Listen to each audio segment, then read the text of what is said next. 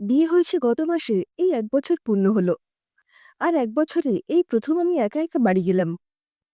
এর আগে যতবার গেছি, হয় বরের সঙ্গে অথবা শ্বশুরমশাই দিয়ে গেছেন। বেশ কয়েকবার আমার বাবা এসেও নিয়ে গেছে। কিন্তু মাস ৪ হলো বাবা হঠাৎ মেসে ভাড়া থেকে চলে যাওয়ার পর কাজকর্ম সেরে সেই যে এ বাড়িতে এসেছি, আর বাড়ি যাওয়া হয়ে ওঠেনি। আসলে কদিন ধরেই মায়ের শরীরটা ভালো যাচ্ছিল না। ফোনে ৪ বেলা খোঁজ নিচ্ছিলাম ঠিকই, কিন্তু মনটা খুব আনচান করছিল। আমার এই অস্থিরতা লক্ষ্য করে শাশুড়ি মা আগের রাতে বললেন, বুঝলে বৌমা, তুমি কালকেই বাড়ি চলে যাও। মায়ের শরীরটা এতটা খারাপ, এই সময় তুমি তো মেয়ে, তোমার যাওয়া দরকার, সেবা যত্ন করা দরকার। মেয়ে হিসেবে তোমার একটা কর্তব্য আছে। আর এই অসময়ে আমাদেরও উচিত তোমাকে বাড়ি পাঠিয়ে দেওয়া। বর অফিস থেকে ফিরলে ওকে বললাম, কাল একটু বাড়ি যাব বুঝলে, মায়ের শরীর বেশ খারাপ হয়েছে। এখানকার মাও বলল ঘুরে আসতে। তুমি অফিস যাওয়ার পথে আমাকে একটু ছেড়ে দেবে? উত্তরে আমার স্বামী বলল, অবশ্যই যাবে। আর শুধু দেখতে গিয়ে তো লাভ নেই, কদিন থেকে আসার মতো প্রিপারেশন নিয়েই যাও। একেবারে মাকে সুস্থ করে তবে ফিরবে। এবারে চিন্তা করো না। তুমি তাহলে অফিস যাওয়ার সময় আমাকে নামিয়ে দিও কিন্তু। আমার স্বামী বলল, কেন? যেটুকু জানি তুমি বিয়ের আগে একা একাই স্কুল কলেজ করেছ, এখানেও টুকটাক বেরো মাঝে মধ্যে। তাহলে নিজের বাড়ি যাবে, প্রত্যেকবার সঙ্গে কাউকে নিতে হবে কেন? তোমার মা বাবা, তোমার বাড়ি, তুমি যখন ইচ্ছে যাবে আসবে, তাদের দেখাশুনো করবে, আপদে বিপদে পাশে থাকবে। এটাই তো স্বাভাবিক। কাল তুমি একাই যাবে। সেই মতো আমি বাড়ি ঢুকলাম। আগে থেকে খবর দিয়ে আসেনি। ভাবলাম একেবারে গিয়ে মাকে চমকে দেব। বেলা তখন ১০টা মতো হবে। বেল বাজাতেই বৌদি এসে দরজা খুলে দিল। আমার একমাত্র দাদার বউ। সে তো আমাকে দেখেই একমুখ হেসে বলল, আরে আরে, বুনি যে, এসো এসো। আমি হেসে ভেতরে ঢুকে এলাম। দেখলাম বৌদি দরজায় দাঁড়িয়েই আছে। আমি বললাম, ও বৌদি, দাঁড়িয়ে আছো কেন? গেট বন্ধ করে দেবে তো। বৌদি অবাক হয়ে বলল, সৌরভ আসবে তো, বোধহয় গাড়িটা পার্ক করছে, সেই জন্য অপেক্ষা করছি। না গো, এবার আমি একাই এসেছি। হঠাৎই বৌদি কেমন যেন মিয়ে গেল। আমার হাতে ট্রলিটার দিকে একবার তাকিয়ে শুধু বলল, ওহো, বাড়িতে সব ঠিকঠাক আছে তো? শ্বশুর শাশুড়ি সব ভালো? সৌরভ ঠিক আছে? আমি একটু অন্যমনস্ক হয়ে বললাম, হ্যাঁ হ্যাঁ, সব ওকে। আসলে আমি ততক্ষণে মায়ের সঙ্গে দেখা করবো বলে ছটফট করছিলাম। মায়ের ঘরে গিয়ে দেখি মা কলার ডিম সেদ্ধ খাচ্ছে বিছানায় বসে। চুল উস্কো খুস্কো, চোখগুলো কোটরে বসে গেছে, বেশ রোগা হয়ে গেছে।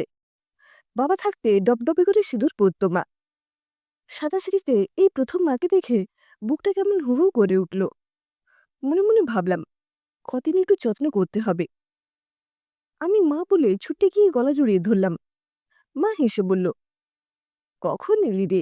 সব খবর ভালো তো? তারপর আমার উপর দিয়ে উকি ঝুঁকি দিয়ে দেখছে দেখে জিজ্ঞাসা করলাম, কি হয়েছে? কাকে খুঁজছো? মা উদ্বিগ্ন হয়ে বলল, হ্যাঁ রে, সৌরভ কই? হাত পা ধুচ্ছে নাকি? আমি হেসে বললাম, কেন গো, আমি একা আসতে পারি না? একাই এসেছি। এখন কদিন থাকবো এখানে তোমার কাছে। মা শুনেই খাওয়া বন্ধ করে বিছানা থেকে নেমে পড়ল ভ্রুকুচকে। বলল, মানে, কাল রাতে ফোন করলি, আসবে কিছু বললি না তো? সৌরভও কিছু বলল না, বিয়ানও তো ফোন টোন করেনি। কি হয়েছে বল তো ঠিক করে। তারপর আমার উত্তরের অপেক্ষা না করে আমাকে ঠেলে দিয়ে বাইরে এলো। অসুস্থ শরীর, আর একটু হলেই পড়ে যেত। দেওয়াল ধরে দাঁড়িয়ে পড়ল। বারান্দায় রাখা আমার বড় ট্রলিটার দিকে তাকিয়ে চমকে উঠল মা। আমাকে হাত ধরে ঘরে নিয়ে এসে দরজা বন্ধ করে দিয়ে সোজাসুজি আমার দিকে তাকিয়ে জিজ্ঞেস করল, কি হয়েছে ঠিক করে বল, নিশ্চয়ই কোনো অশান্তি করেছিস। তুই একা এসেছিস দেখেই আমার সন্দেহ হয়েছিল। ফোন কর সৌরভকে, এক্ষুনি, আমি কথা বলবো। আমি বললাম, কেন মা, আমি নিজের বাড়িতে আসতে পারি না? ইচ্ছে হলে কটা দিন থাকতে পারি না? তার জন্য জামাইকে আসতেই হবে?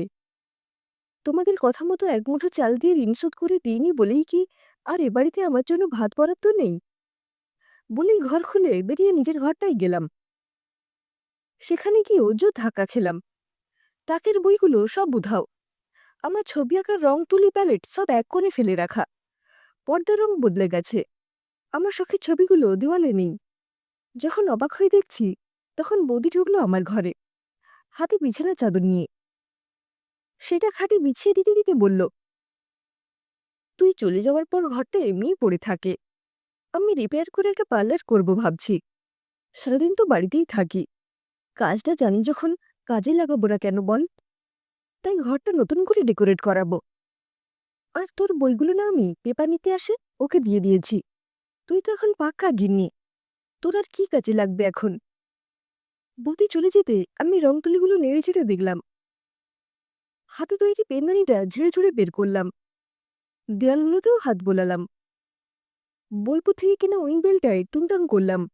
বাঁশিটায় ফু দিলাম। পর্দাগুলো উড়ে উড়ে এসে যেন বলছে, এ বাড়িতে আর কিছুই আমার নেই, আমার জন্য নেই।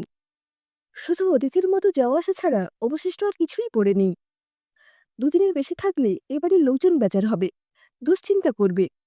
কি হলো, কেন এলো, কেন থাকছে, কতদিন থাকবে, এই সব ভাবতে ভাবতেই বরমশাইয়ের ফোন। আমি বললাম, কালকেই আমি বাড়ি চলে যাব, মা এখন বেশ ভালোই আছে। সে বলল, গেছো যখন দুদিন থেকেই এসো না, মনটা ভালো লাগবে, আমি গিয়ে নিয়ে আসবো ক্ষণ। কিন্তু আমি পরদিন সকালেই তৈরি হয়ে বেরিয়ে পড়লাম।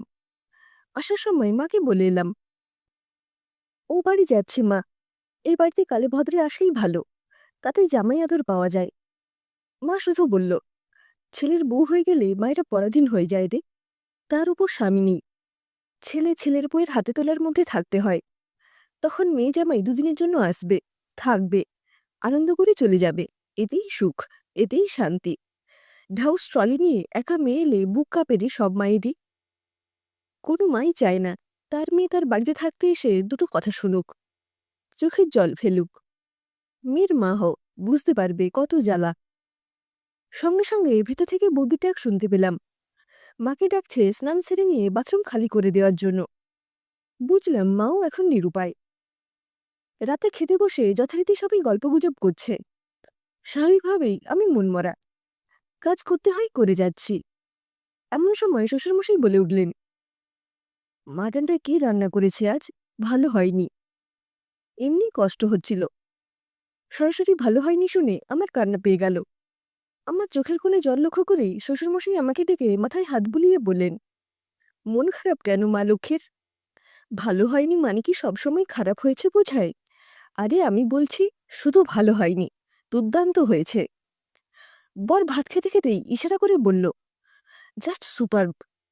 তারপর শ্বশুরমশাই জিজ্ঞাসা করলেন, বৌমা তুমি তো বেশ কদিন থাকবে বলে বাড়ি গেলে, আজই চলে এলে যে? ও মায়ের বাড়ি ওইটুকুই ভালো বাবা, বাড়ি ছেড়ে থাকতে ভালো লাগে না। চিন্তা হয়, তোমরা কি করছো, কি খাচ্ছ, গাছগুলো জল পেল কিনা, শাড়িগুলোই বা কে তুলল, মায়ের প্রেশারের ওষুধ খাওয়া হয়েছে তো, তোমার ছেলে সময় ঘুম ভাঙল কিনা। বলেই হঠাৎ মনে হলো, এরা তো একবারও মেনশন করে না ওটা আমার বাপের বাড়ি। অথচ মা বুঝিয়ে দিল, এখন ওটা আমার বেড়াতে যাওয়ার একটা ডেস্টিনেশন। অজান্তেই আমার নিজের ঠিকানাটা অন্য বাড়ি হয়ে গেছে। দীর্ঘশ্বাস ফেলে বললাম, আমার আইডি কার্ডগুলোয় ঠিকানা বদলাতে হবে এবার। খিদে নেই, রাতে কিচ্ছু খাবো না, বলে শুতে চলে যাচ্ছিলাম। শাশুড়ি মা ইশারায় একটু দাঁড়িয়ে যেতে বললেন। ওদের খাওয়া হয়ে গেলে ওরা উঠে গেল। আমাকে একটা চেয়ার দেখিয়ে বললেন, এখানে বসো। তারপর আমার প্রিয় পনিরের তরকারি আর ভাত নিয়ে এসে থালা ধরে একদলা ভাত মুখে পুরে দিয়ে বললেন, তোমার মাটনে গন্ধ লাগে বলে আমি যে হাঁটুর ব্যথা নিয়ে পনিরের তরকারি করলাম এত কষ্ট করে, তোমার মনের কষ্টটাই সব। সারা রাত না খেয়ে থাকলে আমার কষ্ট হবে না? সব কটা ভাত শেষ করে হাত ধুয়ে এসে আমাকে বললেন, ছেলে মেয়ে নির্বিশেষে সব মানুষকেই জলের মতো হতে হয়। যেখানে থাকবে সেভাবে নিজেকে গুছিয়ে নিতে শিখতে হয়। আর কি সব বলে, মেয়েদের নিজের কোনো বাড়ি হয় না। কে বলেছে হয় না? নিজের করে নিতে পারলেই নিজের বাড়ি হয়। এটাই এখন তোমার বাড়ি। এখানে তোমার অধিকার সবচেয়ে বেশি, তোমার দাবিও সব থেকে বেশি। মায়ের উপর অভিমান করো না। বৌদির মতো তুমিও এই বাড়িটা নিজের পছন্দ মতো, নিজের ইচ্ছে মতো গুছিয়ে নাও না। মায়ের বাড়িটা থাক না মাঝে মধ্যে হাওয়া বদলাবার জায়গা হয়ে। খুব অসুবিধে হবে কি? আমার তখন চোখের কোণে জল, অথচ মনটা কেমন হালকা হয়ে গেছে। এত জোর দিয়ে আমার বাড়িটাকে চিনিয়ে দেওয়ার জন্য মাকে একটু জড়িয়ে ধরতে গেলাম। মা কপট রাগ দেখিয়ে বলল, এটো মুখে এসব করতে এসো না, যত আদিক্ষেতা। হ্যাঁ, সবসময় শাশুড়ি কথাটা জুড়ে না দিয়ে দু এক সময় প্রাণ খুলে মানুষটাকে মা বললেও তো বলা যায়। বিশেষ করে যে আমাদের নিজের মেয়ে মনে করে যত্ন করে। আমরা বলি মেয়েদের নিজেদের বাড়ি হয় না, কিন্তু মেয়েরাও যদি একটু চেষ্টা করে, তাদের যদি একটু সাপোর্ট দেওয়া যায়, তারাও কিন্তু ছোট থেকে বড় হয়ে ওঠা নিজের বাড়িটাকে ছেড়ে এসে পরের বাড়িটাকে নিজের বাড়ি তৈরি করে নিতে পারে। তারাও বিশ্বাস করতে পারে জন্ম অন্য বাড়িতে হলেও বাকি জীবন তারা এখানেই কাটাবে। কারণ মুদ্রার এ পিঠটা সত্যি হলেও ও পিঠটাও তো মিথ্যে নয়। যদি গুণবান শ্বশুরবাড়ি থাকে তার সনে, তবে সংসার সুখের হয় সে রমণীর গুণে।